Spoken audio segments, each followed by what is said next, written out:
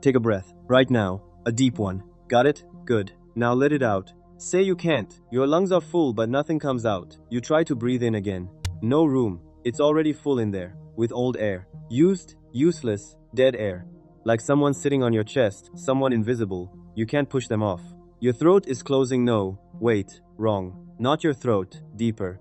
The thousands of tiny tunnels inside your chest. All of them. At the same time. Closing without asking you. And here's the strangest part. There's air all around you. The room is full of it. Everyone else is breathing. You are drowning above water. They say don't panic. How exactly? Your brain knows one thing right now. The oxygen is running out. And a brain that knows that refuses to stay calm. That feeling, those 3 seconds you just imagined, is real life for more than 260 million people. Asthma. And you probably thought it was a little shortness of breath. This is not a scenario. Let's start with numbers. Because numbers don't flinch. Every day, over 1,000 people die from asthma. Every day. By the time you finish this video, roughly 10 more. And here's the part that should make you sick. Most of those deaths are preventable. The medicine exists, the knowledge exists, but in the real world, neither reaches everyone. So what is asthma exactly? Not what they taught you in school. Everyone assumes the problem is getting air in. It's the opposite. The problem is getting air out. Here's how it works. Your lungs are like a giant tree. A trunk, branches, then thousands of thin twigs. In asthma, those twigs live in a permanent state of alarm, red, swollen, on edge. When a trigger shows up, pollen, cold air, dust, stress, sometimes just laughing, the muscles wrapped around those twigs clamp down. The tunnels narrow. Then mucus floods in on top of it. And physics takes over. Pulling air in through a narrow tunnel is hard, but possible. Pushing it out? Nearly impossible. The air gets trapped inside. With every breath, more stale air piles up. Your lungs inflate, but they're drowning in their own fullness. So a person in an asthma attack isn't suffocating with empty lungs. They're suffocating with lungs that are too full. Read that again if you need to. You didn't see it coming, did you? This disease isn't new, by the way. It shows up in medical texts, thousands of years old. The ancient Greeks named it after a word meaning panting. Humanity met this feeling ages ago, gave it a name, and still hasn't fully solved it. Stranger still, the modern world didn't shrink this disease. It grew it. Over the last 50 years, asthma has exploded, especially in cities and wealthy countries. There's a theory scientists keep circling.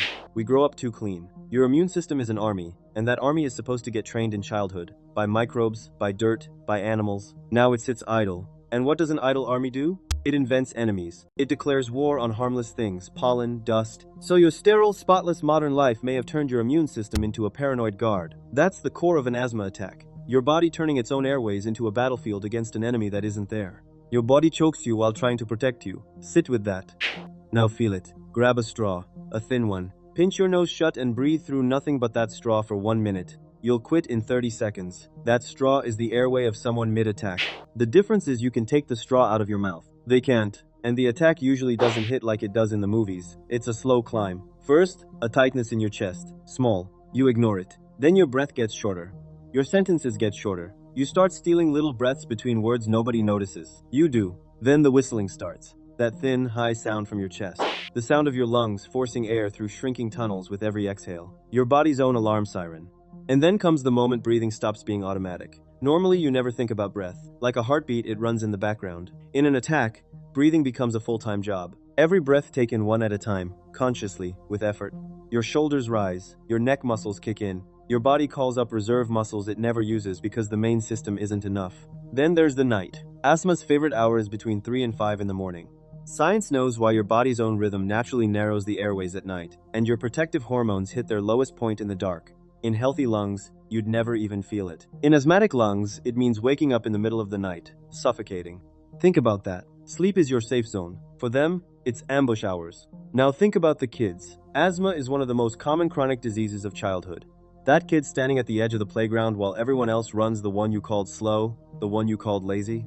Maybe that kid isn't running because that kid knows the price of running, knows that gym class isn't a test, it's a risk calculation. And that kid grows up carrying a device, a small tube, an inhaler.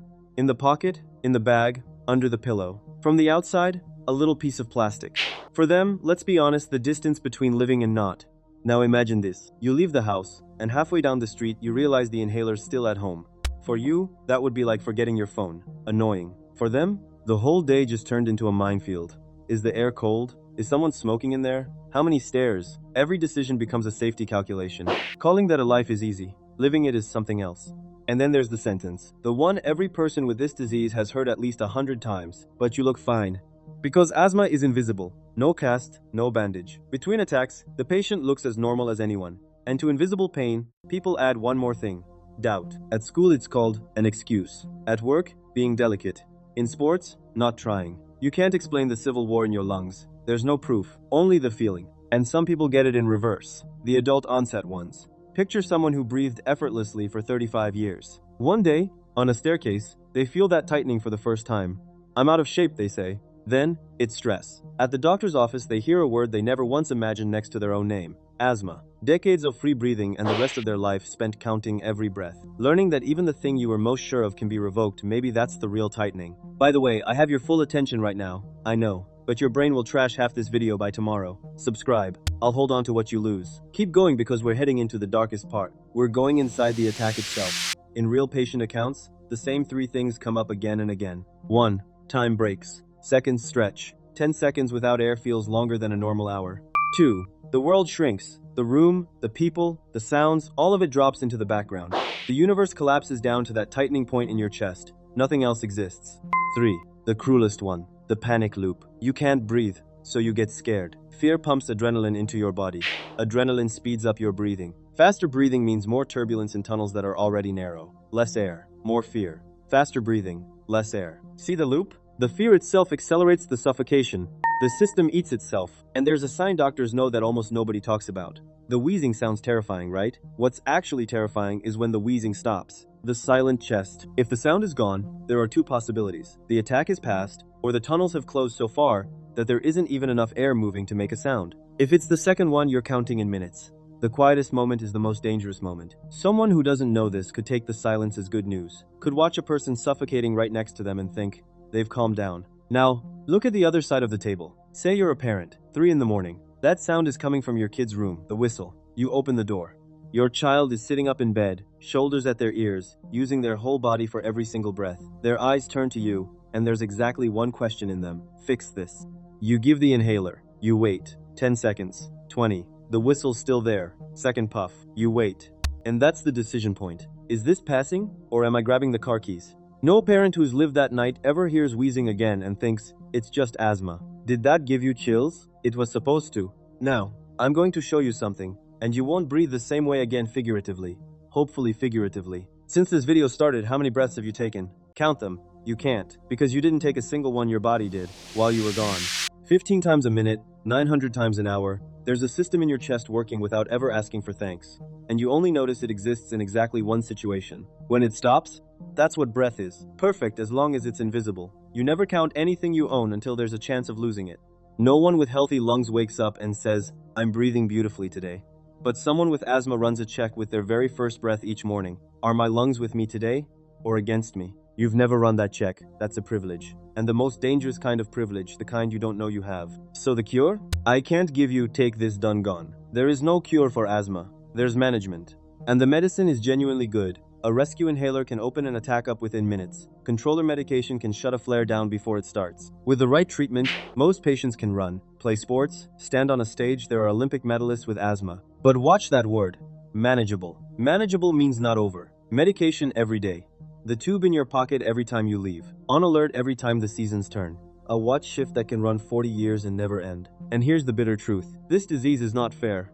Most of the deaths happen where medicine and doctors are hardest to reach. Same disease, a morning routine for one person, a cause of death for another. The illness is identical.